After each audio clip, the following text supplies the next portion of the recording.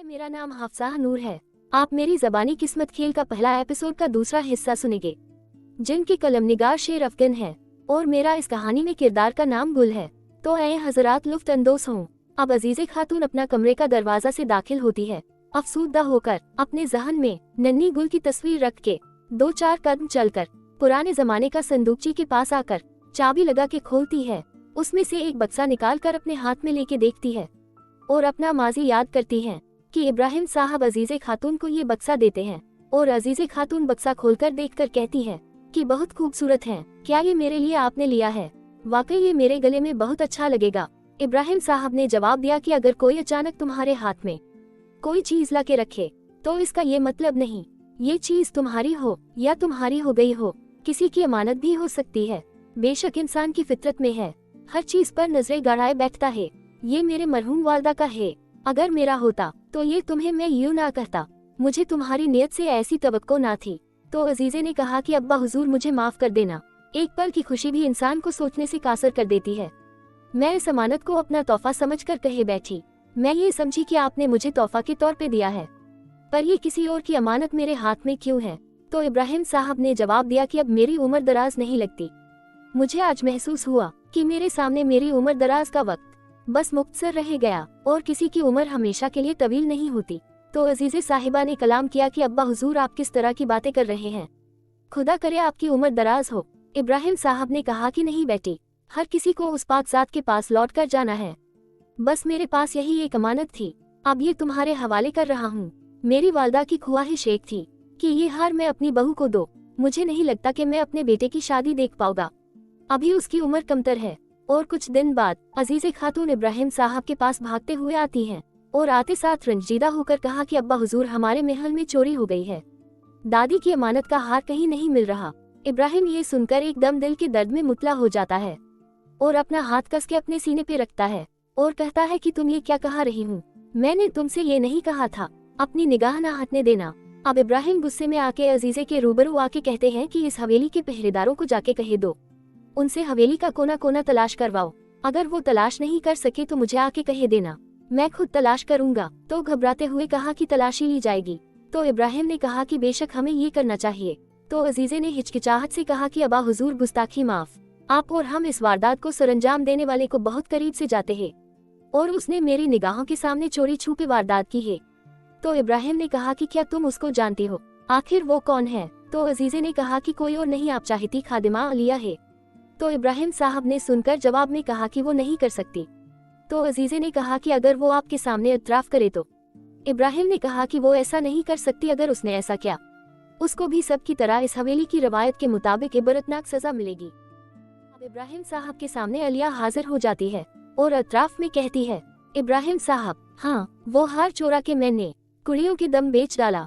इब्राहिम की आंख ये सुनकर नाम हो जाती है और अलिया कहती है कि मैंने ये नहीं जानना उस हार की कितनी कीमत है और आपके लिए कितना कीमती है, बस मैंने अपनी भूख ही जाननी। अब इब्राहिम साहब के आखिरी अल्फाज ये है कि तुम पर सबसे ज्यादा यकीन था। अब अजीज़े खातून अपने माजी से लौटकर बक्सा खोलकर हार को देखती है और कहती है कि वाह अलिया साहिबा, ये बदला तुम्हारा ही लगता है। अलिया, तुमने बड़ा खूब बदला लिया, इस बदले का खुमियाजा तुम्हारी बेटी को चखना पड़ेगा। फिर अजीज़े साहिबा ने हार रखकर बक्सा बंद करके रखा और उठकर मोबाइल से कॉल करके कहती है, हाँ खुरम, तुम अपने बेहतरीन कारीगर यहाँ हवेली में भेजो, हाँ, कार की मरम्मत करवानी है।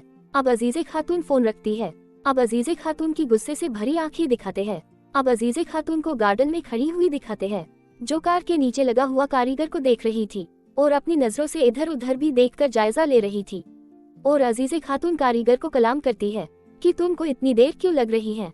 तो कारीगर बोला कि सब्र करे अजीज़े खातून, उम्दा काम के लिए वक्त बेकार होता है, जब कम हो जाएगा फिर आप काम को देखना। बस अब ये काम हो गया। कार के नीचे से निकल के अब उठकर अजीज़े खातून से पैसे हाथ में लेके कहता है कि इतनी अच्छी महंगी कार, वो भी जदीद दौर की, मुझसे खराब क्यों करवाए? तो अजीज़े खातून ने कहा कि शायद तुमने दुनिया में पहली दफा कदम रखकर दुनिया को देखना शुरू किया है और मैं पहले से दुनिया को देख रही हूँ।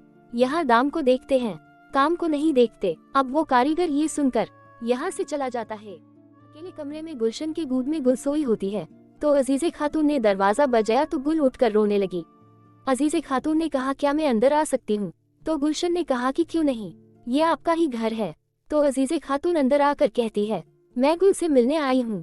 गुलशन ने अपनी नन्ही परी गुल से कहा कि चुप हो जाओ, हमारे पास तुम्हारी अजीजे फूफी आई है, तुम देखना नहीं चाहोगी, अपनी अजीजे फूफो को देखो। तो गुल चुप हो जाती है। तो गुलशन ने कहा कि मेरी गुल कितनी मासूम है कि एकदम से चुप हो गई। अजीजे खातून ने कहा कि वाकई गुल मासूम है, काश कि इसकी तरह इसकी नानी भी मासूम होती। गुलशन का चेहरा ये सुनकर मुरझा जाता है और अजीजे ने कहती है कि चलो अब खैर है, आने वाले नए मेहमान के कदम को अब बिस्मिल्लाह कहकर मुबारक बनाओ। नए आने वाले मेहमान का क्या कसूर, क्या मैं तुम्हारी गुल को अपने गोद में उठा सकती हूँ? तो गुलशन ने कहा कि क्यों नहीं। तो अजीजे गुल को उठाती है तो गुल फिर से रोने लग जाती है। तो अजीजे खातून ने कहा कि लगता है कि इस बच्ची पर गैब मखलूक के असरात है, इसलिए तुम्हारी गुल इतनी रो रही है। तो गुलशन ने कहा कि पहले तो ये एकदम चुप थी। तो अजीजे ने कहा कि खुदा जानता है किसके और कहां और कब असरात बोलते हैं, खुदा बेहतर जाने। अब वक्त आ गया है, इस कानों में अजान दी जाए। तुम गुलशन अब तुम ऐसा करो, ड्राइवर के साथ बैठो और गुल को खानदानी आलम के पास ले चलो। तो गुलशन ने कहा मैं लेके कहाँ जाऊंगी, वो भी अकेली, गुलजार को तो आने दो, मैं उनके साथ ले जाऊंगी। तो अजीजे खातून ने कहा कि पहले ही बहुत देर चुकी है, बेहतर होगा कि तुम इसे अकेली ले जाओ। गुलशन ने कहा कि मगर मैं किसी आलिम को नहीं जानती, मैं आखिर कहाँ लेकर जाऊंगी। तो अजीजे खातून ने कहा कि तुम फिक्र ना करो, मैं तुम्हारे ड्राइवर को पता दे दूंगी जो तुम्हारे साथ जाने वाला है। अब तुम देर न करो, जल्दी उठो। तो गुलशन उठ जाती है। अब महल के बाहर गार्डन में गुलजार की कार दाखिल होती है और दाखिल होते होते कार का टायर पंचर हो जाता है। तो गुलजार ने कहा कि क्या हुआ? ड्राइवर ने कहा कि पता नहीं। तो उतरकर देखकर गुलजार से बोला कि टायर पंचर हो गया है। टायर कल तो डाला था, शायद मैं एहतियात से ड्राइविंग नहीं कर रहा था। गुलजार साहब हो सके तो मुझे माफ कर देना। तो गुलजार ने कहा कि तुम माफी क्यों मांग रहे हो, पंचर हुआ है तो क्या हुआ, नया हो या पुराना ये दुनिया का सामान है, फन्ना होने वाला है, इन पर इंसार नहीं करते। कुदरत ने भी मुझे कदम से नवाजा है, मैं खुद उतर कर चल कर जा सकता हूँ। तो गुलजार अब कार से उतर के हवेली तरफ जाने लगा ही था। गुलशन गुल को लेकर बाहर आ जाती है। गुलजार गुलशन को कार में बैठते हुए देखता है। ड्राइवर बैठने लगा तो गुलजार कार के करीब आकर ड्राइवर से कहता है, क्या मैं पूछ सकता हूँ तुम इनको कहाँ लेके जा रहे हो? तो ड्राइवर बोला कि आलम के पास। तो गुलजार ने गुलशन और गुल को देखा तो गुलशन ने बताया कि गुल रो रही थी। तो अजीजे खातून ने हमें आलम के पास भेजना सही समझा। तो गुलजार ने कहा कि ठीक है, मैं तुम्हें लेकर चलता हूँ, क्या तुमसे मुझे आलम का पता मिलेगा? तो ड्राइवर बोला कि देखिए गुलजार साहब, बराए मेहरबानी माजरत के साथ मेरी नौकरी का सवाल है, अजीजे खातून ने मुझे बड़ा सख्त हुक्म दिया है।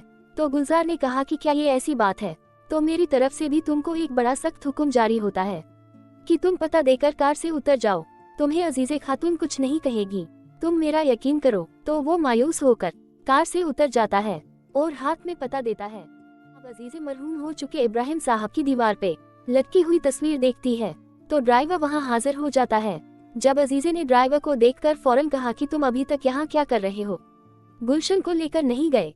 तो ड्राइवर शर्मिंदगी से बोला कि अजीजे खातून वो जा चुकी है। तो अजीजे ने कहा कि वो कैसे और किसके साथ और किस पर? तो अब वो हाथ में रकम दिखा के बोला कि अजीजे खातून गुलजार के साथ उसी कार में गई हैं जिस कार में ले जाने को आपने कहा था। अब अजीजे खातून अबदीदा होकर बोली कि अब तुम दुआ ही करो कि कोई मुज्जा हो जाए कि वो जिंदा लौट आए। अब कुछ लम्हे बाद हवेली के बाहर तेज बारिश में एक औरत के पैर दिखाते हैं जो जख्मी थे और अब धीरे धीरे पैर से ले जाके हाथ दिखाते हैं, हाथों में सोई हुई गुल होती है। अब ले जाके गुलशन का चेहरा रोता हुआ दिखाते हैं। अब कुछ लम्हे कबल ले जा दिखाते हैं, गुलजार और गुलशन कर में होते हैं। तो गुलजार ने कहा कि तुम तो कह रही थी कि हमारी शहजादी गुल मुस्तकिल मिजाज में रोई जा रही थी, मगर अब तो ये बिल्कुल खामोश है, जरा भर भी आवाज नहीं, लगता है कि अब आलम मिलने की कोई जरूरत नहीं, क्या हम रास्ता बदल दे? तो गुलशन बोली कि बिल्कुल नहीं, हम रास्ता बदल नहीं सकते, अजीजे खातून का फरमान है। तो गुलजार ने सवाल किया कि तुम मेरी बीवी होकर अजीजे खातून से डरती क्यों हो? भला तुमको उनसे किस बात का खौफ है? माना वो हमारी बड़ी बहन है और उम्र में भी बड़ी लगती है, पर उनका दिल जालिम नहीं। मैं तो रास्ता तब्दील इसलिए करना चाहता था कि मैंने हमारे लिए तुम्हारी पुरजोश फरमाइश पर एक छोटा सा घर लिया है। गुलशन ने कहा कि क्या घर? और गुलजार ने कहा कि जिस बस हम और हमारी नन्ही परी के साथ उसी घर में रहेंगे, मैं तुम ले जाके दिखाने वाला था, बाकी तुम्हारी मर्जी। तो गुलशन बोली कि नहीं, पहले हम घर देखेंगे। तो गुलजार ने रास्ता तब्दील करना चाहा तो गुलशन सवाल किया कि क्या हुआ? गुलजार जवाब दिया कि ब्रेक नहीं लग रही। फिर अचानक तेज रफ्तार कार दौड़ती हुई आई, गुलजार बेकाबू होकर दरख्त से टकरा दी। गुलजार ने अपना हाथ गुल पर हिफाजत के तौर पर रखा हुआ था विंसित के टूटे हुए टुकड़े हाथ में गाढ़े हुए थे और गुलशन के लब पर गुलजार का विचलो था। अब हवेली में गहरी रात छा जाती है। हवेली पर आसमानी बिजली की चमक पड़ती रहती है। अब अजीजे आधी रात को चोरी छुपे गुलशन के कमरे में दाखिल होती है। अजीजे करीब आकर नन्ही गुल को देखती है और अजीजे अबदीदा हो जाती हैं और नन्ही गुल को कहती है कि तुम्हारी वजह से मेरा भाई चला गया और इस हवेली पर कयामत टूट पड़ी। मैं तुम्हारे साथ ऐसा ना करती। मैं अपने आतिश बेटे के हाथों मजबूर थी। उसका मुस्तकबिल सवज जाएगा। अब अजीजे गुल को उठाती है। उठाते वक्त अजीजे को गुलशन की बात याद आती है कि ये कितनी मासूम है। अब अजीजे खातून कहती है कि मुझे करना पड़ेगा, मुझे तुम्हारी साथ बेहद बुरा करना पड़ेगा। अब अजीजे खातून गुल को कमरे से ले जाती हैं। गुलशन बेखबर सो रही थी। आसमानी बिजली के साथ बारिश खूब पड़ रही थी। एक सड़क पे कार रुकी। कार में से गुल को हाथ में लिए अजीजे खातून बाहर निकली। अब गुल रो रही थी और अब अजीजे खातून कुछ कदम चलकर गुल को फुटपाथ के हवाले कर देती हैं और कार में रवाना हो जाती हैं। अब गुलशन को सोता दिखाते हैं, जैसे खौफनाक ख्वाब देख रही हो और सर से पसीना जारी था। फिर एकदम उठ बैठी और खड़ी होकर गुल को देखा। गुल कमरे में नहीं थी। गुलशन ने गुल का नाम लेके चिक मारी। इसके साथ ही किस्मत खेल का पहला एपिसोड का दूसरा हिस्सा इख्तिताम हो जाता है, जिन कलम निगार शेर अफगन है। और एपिसोड सुनने के लिए शेरू प्लेलिस्ट टीवी को सब्सक्राइब करें। Hello, I'm Afsanur, Turkish actress turned housewife. Despite my career